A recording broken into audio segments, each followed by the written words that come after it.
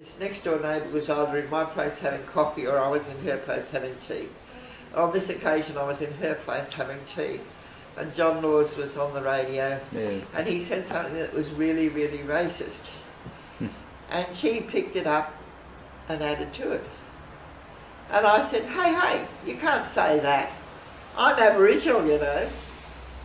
And this was the first time I'd made a statement about, you know, I'm Aboriginal, you know.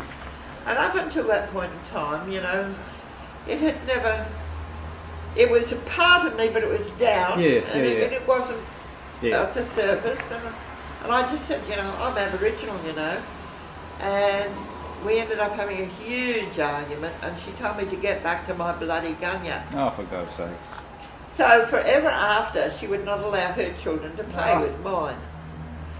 So when my eldest girl started school, 3 weeks into being at school, she came home and she said, Mum, I know all about black men.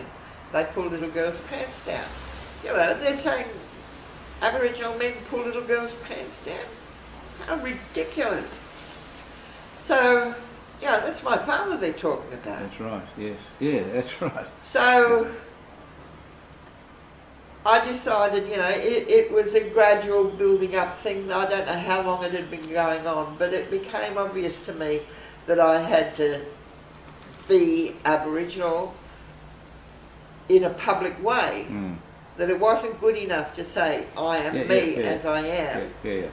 Because I don't necessarily look Aboriginal. No. I had to make a statement about being Aboriginal. You can't live your life being ashamed of what you are and stay mentally healthy. My father was an example of that. His brother Alec was another example of that. By now the next door neighbour had told everyone in the street that I was Aboriginal. Nobody wanted to have anything to do with me. Total isolation.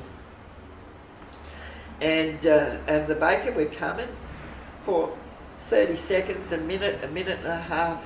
There would be an adult exchange, and I was the mouse. I was the absolute total doormat wife, mouse, and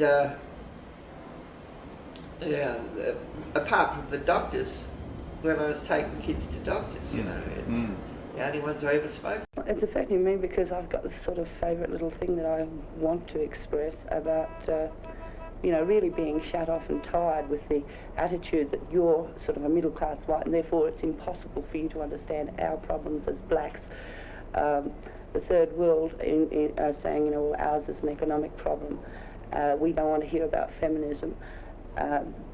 Heterosexual ladies saying, you know, no, we don't want to talk about homosexuality. What I firmly believe is that, you know, we do have a level. I think this is a cop-out, a thing that has come to us through the formulation of society as it is, that these hurdles are so great that they're impossible to overcome. Now, I just don't believe it. And I want to try and get the idea through to people that we've got to listen, that we just can't listen and be interested in our pet little phobia. There's these ladies from California who are getting around in their nice crimply suits and it's like a uniform. Now, they're involved in a non-nuclear proliferation. And they just can't see that turning out in their crimpline, that they're a walking epitome of the type of society from which they've arisen. They're not interested in discussing, can we really have peace if you've got wife bashing, if you've got rape. They're not really interested in talking about any form of economic basis to the reason for war. I don't see how you can get rid of nuclear proliferation just by going around with a little badge and a picture of the world with a rainbow around it. Now, I agree with what Vi said about the black women's immediate advantage lies in working with the men, because this is where the real gutsy fight is going on at the moment. On the other hand, as society develops and improves, then surely we don't want Aboriginal women to come up in 10 or 15 years' time with the same sort of problems that are influencing the white women to cause the women's movement at the moment. I myself feel that there has to be some declaration coming out of the Tribune. You know, there is a situation where we're coming as individuals, but we're finding parallels with a lot of other groups.